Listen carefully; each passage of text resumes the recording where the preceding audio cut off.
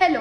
तो आज हम लोग पढ़ने जा रहे हैं न्यू सेंटर्स ऑफ पावर। ये एक सेकंड चैप्टर है और ये बहुत एक इम्पॉर्टेंट चैप्टर है जो हमें बेसिस बताता है about organisations and all.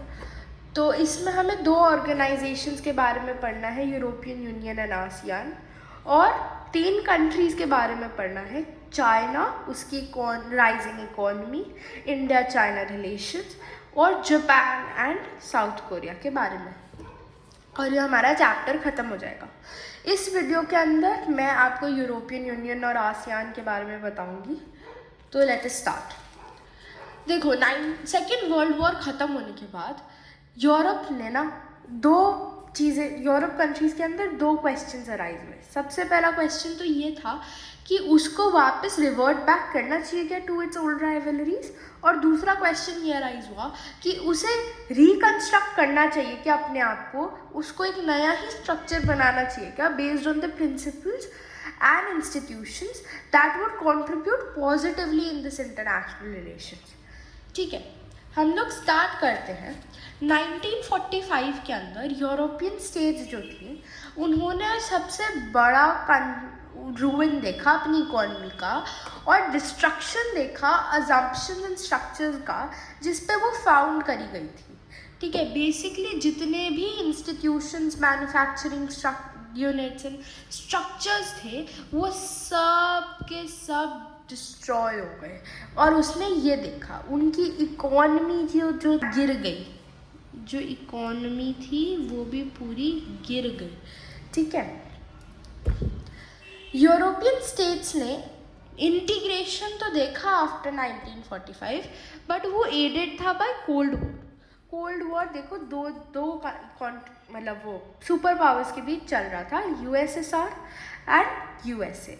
USSR एक सोशलिस्ट कंट्री थी जो सोशलिज्म को फॉलो करती थी, एंड यूएसए कैपिटलिस्ट आइडियोलॉजी की कंट्री थी, वो कैपिटलिज्म को फॉलो करती थी। ये हमने एंड ऑफ बाइपोलैरिटी चैप्टर में पढ़ा है। नेक्स्ट, 1945 के अंदर अमेरिका ने या यूएसए ने एक एक्सटेंडेड फाइनेंशियल हेल्प दी, मैसिव फाइनेंशियल हेल्प दी यूरोपियन इकोनॉमी को वापस रिवाइव करने के लिए। और वो किसके अंडर दी ये financial help? Under Marshall plan. ठीक है, ये याद रखना, ये 2 चीज़ें याद रखनी है। सबसे पहला, इन्होंने एक फाइनेंशियल हेल्प प्रोवाइड करी अंडर मार्शल प्लान, और दूसरा, इस प्लान के अंदर एक OEEC बनाया गया which is organisation for European economic corporation. ठीक है, 1948 में, to channel aid to the west European states, west European states को एड करने के लिए। क्यों? क्योंकि ईस्ट यूरोपियन स्टेट्स जो थी वो मेनली यूएसएसआर में चली गई थी, तो यूएसए ने 1948 के अंदर वेस्ट यूरोपियन स्टेट्स को एड करने के लिए दिया।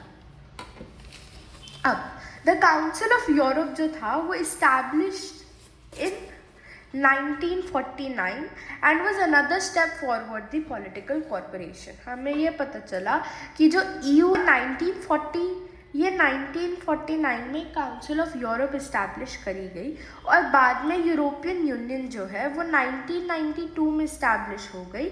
ठीक है, by signing the maastricht treaty. इसका लोगो कुछ ऐसा दिखता है। ठीक है, मैं थोड़ा और ढंग से बता दूँ, ये यूरोपियन लोगो है, इसमें 12 स्टार्स है बेसिकली, और जो 12 स्टार्स हैं वो जो है वो सिग्निफाई करते हैं harmony, peace, solidarity, and 12 number जो है ना वो एक symbol of perfection, completeness and unity भी है, इसीलिए इन्होंने ऐसा लोगो डिसाइड किया। इसके अंदर 27 मेंबर कंट्रीज़ हैं।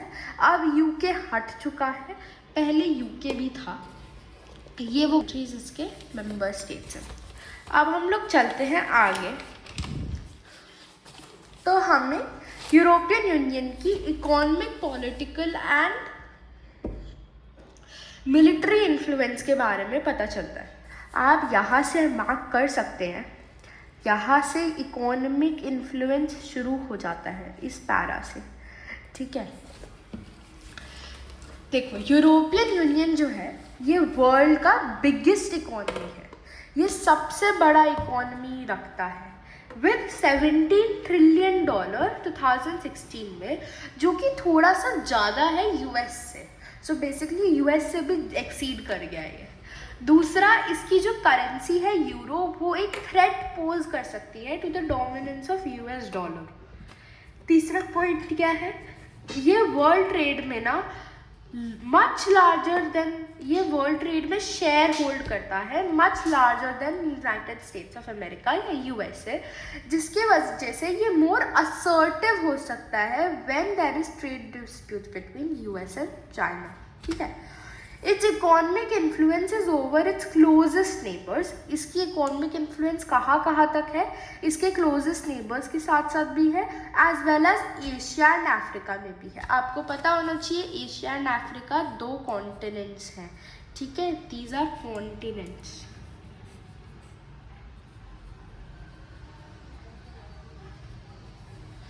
अब it also functions as an important bloc in international economic. ठीक है, ये इंटरनेशनल इकोनॉमिक ऑर्गेनाइजेशंस में भी एक इम्पॉर्टेंट ब्लॉक की तरह देखा जाता है। For example world trade organisation, obviously क्योंकि उसका जो शेयर ऑफ वर्ल्ड ट्रेड है वो बहुत ज़्यादा है, राइट। अब हम चलते हैं पॉलिटिकल एंड डिप्लोमेटिक इन्फ्लुएंस की तरफ। इकोनॉमिक यूनियन या यूरोपियन यूनियन, सॉरी, ईयू जो है उसके पास पॉलिटिकल एंड डिप्लोमेटिक इन्फ्लुएंस भी है। इसके 2 member states Britain and France, पर अब ब्रिटेन है नहीं, वो अलग बात है, वो होल्ड करते हैं seats in US security council. US security council के अंदर ये लोग ना सीट होल्ड करते हैं। यूएस सिक्योरिटी काउंसिल में वो भी परमानेंट सीट होल्ड करते हैं।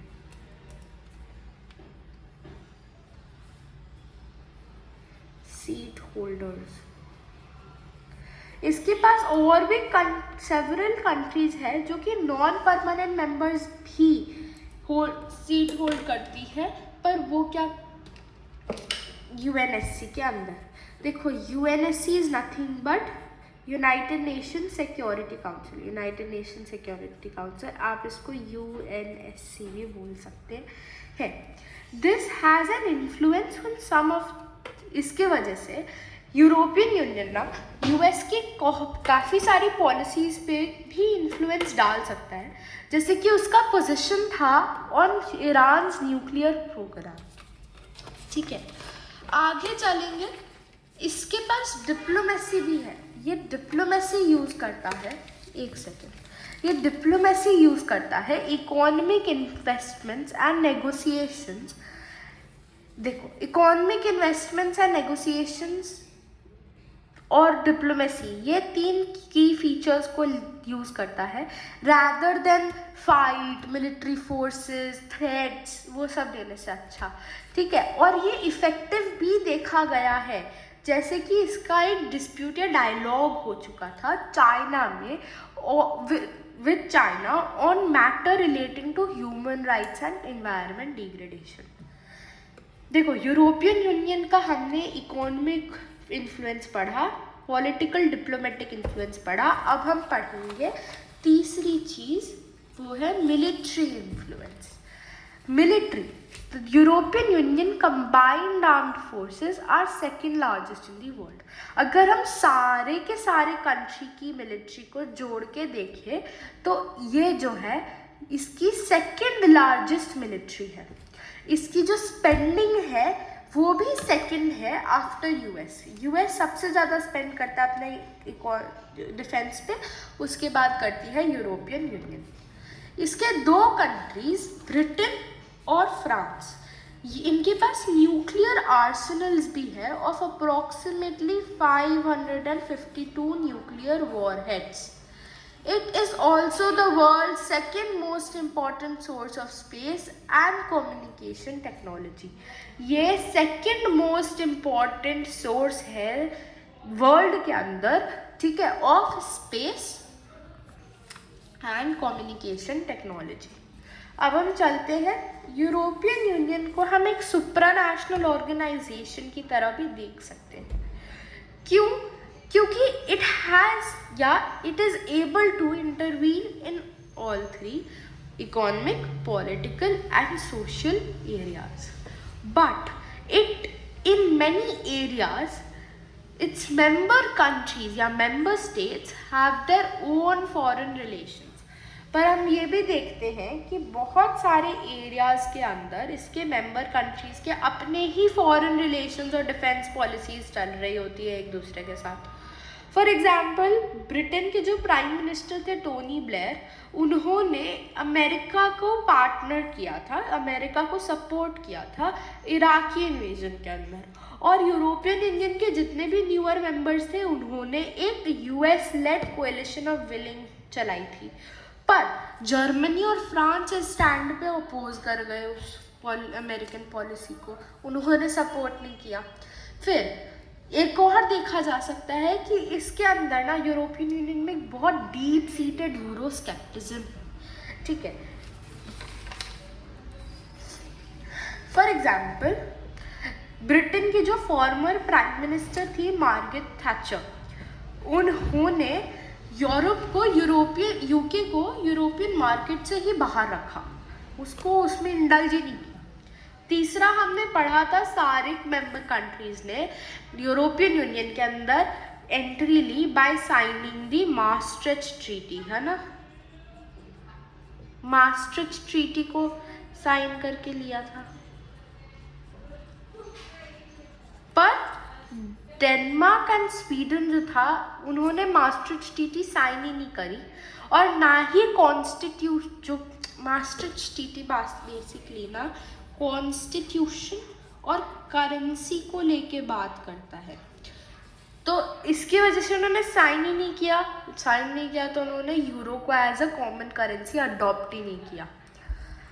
इसके वजह से हम कह सकते हैं यूरोपियन यूनियन की लिमिट्स है, एक लिमिट पे है, उसकी एबिलिटी पूरा वो नहीं है, क्योंकि जो उसके कंट्रीज़ है वो अपने ही मैटर्स को डील करते रहते हैं, यूरोपियन यूनियन की तरह एकजुट होके बहुत बार नहीं चलते। हमारा नेक्स्ट टॉपिक आसियान, ये होते ही आज का फर्स्ट पार्ट ख़त्म हो जाएगा। देखो, south east Association of Southeast Asian Nations, Associations of Southeast Asian Nation। एक सेकेंड, देखो साउथ ईस्ट एशियन कंट्रीज जो थी उन्होंने इकोनॉमिक और पॉलिटिकल कॉन्सिक्वेंसेस देखा बार बार रिपीटेडली, बार बार किसके थ्रू? कॉलोनियलिज्म के थ्रू। बार बार कॉलोनीज आती, यूरोपियन कंट्रीज आती, जापान के कंट्री आती, और ये एशियन कंट्रीज को ना कॉलोनाइज करके चली जाती। इसकी वजह से इन्हें प्रॉब्लम फेस हो रही थी, जैसे कि नेशन बिल्डिंग की, रैवेजेस ऑफ पॉवर्टी की, इकोनॉमिक बैकवर्डनेस की। इकोनॉमिकली ये बहुत बैकवर्ड थे, प्रेशर था इनके पास to align with one of the great power और द अनदर। क्योंकि ये लोग बेसिकली फ्री हो रहे थे कोल्ड वॉर पीरियड के टाइम पे। फॉर एग्जांपल इंडिया को ही देख लो, 1945 के अंदर वो फ्री हुई थी, इंडिपेंडेंट हुई थी। उस टाइम पे कोल्ड वॉर एरा चल रहा था, उसको भी यही प्रॉब्लम्स कन्फ्रंट करनी पड़ी, पार्टीशन से डील करना पड़ा, नेशन बिल्डिंग। वो बहुत इकोनॉमिकली बैकवर्ड थी, भर के पॉवर्टी भरी पड़ी थी। एंड उसका एक और था कि वो यूएसएसआर के साथ जाए, सोशलिस्ट आइडियोलॉजी अडॉप्ट करे या कैपिटलिस्ट आइडियोलॉजी अडॉप्ट करे। सेम ही बाकी कंट्रीज, एशियन कंट्रीज के साथ भी हो रहा था। इसके वजह से अच्छा बंदंग आसियान कंट्रीज ने 1967 के अंदर, मतलब जो एशियन कंट्रीज थी उन्होंने 1967 के अंदर आसियान बनाया। और वो कौन सी कंट्रीज थी? फाउंडिंग मेंबर्स 5 थे, Thailand, Indonesia, Malaysia, Philippines and Singapore, ठीक है। By signing the Bangkok declaration. Bangkok declaration कहाँ पे हुई थी? बैंकॉक में हुई थी, जो कि थाईलैंड के अंदर है, प्लीज़ ध्यान रखना, ठीक है। बाद में यही डिक्लेरेशन साइन करके 5 और कंट्रीज आ गई, ब्रुनई दारुसलाम, वियतनाम, लाओपीडिया, म्यांमार एंड कंबोडिया। ये 5 और कंट्रीज आ गई। तो इन टोटल आसियान में 10 कंट्रीज हो गई। आसियान का मैप ऐसा कुछ दिखता है, मैं और अच्छे से दिखा देती हूँ। बुक के अंदर पेज 56 में है, ये आसियान का फ्लैग है। आप ये देख सकते हैं, ये सर्कल यूनिटी को रिप्रेजेंट करता है। ये देखिए, ये सर्कल जो है ये यूनिटी को रिप्रेजेंट करता है। और ये 5 करके 10 पैडी वो है, 10 पैडी राइस स्टॉक है, जो कि रिप्रेजेंट करता है किसको? फ्रेंडशिप को, सोलिडारिटी को। ठीक है, यूनिटी क्या है? ये सर्कल है कि सारी 10 कंट्रीज यूनाइट होके रहेंगी, ऐसे एकजुट बन के रहेंगी। इसका ऑब्जेक्टिव क्या था कि ये लोग एक्सेलरेट करें इकोनॉमिक ग्रोथ को, ये कंट्रीज एक्सेलरेट करें इकोनॉमिक ग्रोथ को through social and cultural development. ठीक है, और प्रमोट करें regional piece and stability based on rule of law and principles of UN charter. ASEAN ने बाद में जाके आसियान वे बनाया। ठीक है, ये आसियान वे है। आसियान वे बनाया which is a form of informal, non-confrontationist, cooperative interaction। एक जगह जहाँ पे एक इनफॉर्मल, non-confrontationist, जो कि ज़्यादा ऐसे प्रॉब्लमैटिक ना हो, कोऑपरेटिव हो, ऐसा interaction between the ASEAN countries, और इसे सेलिब्रेट किया गया by calling it ASEAN way. ASEAN way की मीटिंग्स वंस अ ईयर होती है। बाद में 2003 में आसियान ने यूरोपियन यूनियन के इन्फ्लुएंस में आके एक 3 पिलर ऑफ डिटेल्ड, क्या कहेंगे आप, डिटेल्ड ऑब्जेक्टिव या ब्रॉडेंड ऑब्जेक्टिव करा। उसमें 3 पिलर्स बनाई गई: security community, economic community and socio cultural community. Security community basically deal करता है with convictions that outstanding territorial disputes should not escalate into armed confrontations. कि जो एशिया में जो ये आउटस्टैंडिंग टेरिटोरियल डिस्प्यूट्स होते हैं वो कभी भी जाके फाइट में या वॉर में एक्सेलरेट नहीं हो जाए। और दूसरा, आसियान ने उस 2003 तक सेवरल एग्रीमेंट्स बना चुकी थी, है ना, बाय विच मेंबर स्टेट्स ने प्रॉमिस किया कि they will uphold peace, neutrality, cooperation, non interference and they will respect national differences and sovereign rights. ठीक है, इनके पास एक ऑलरेडी ARF फॉर्म्ड थी जो कि 1994 में बना था। ARF is ASEAN regional forum. उन्होंने इसको और स्ट्रेंथन किया क्योंकि ये कैरी फॉरवर्ड करती थी coordination of security and policy को।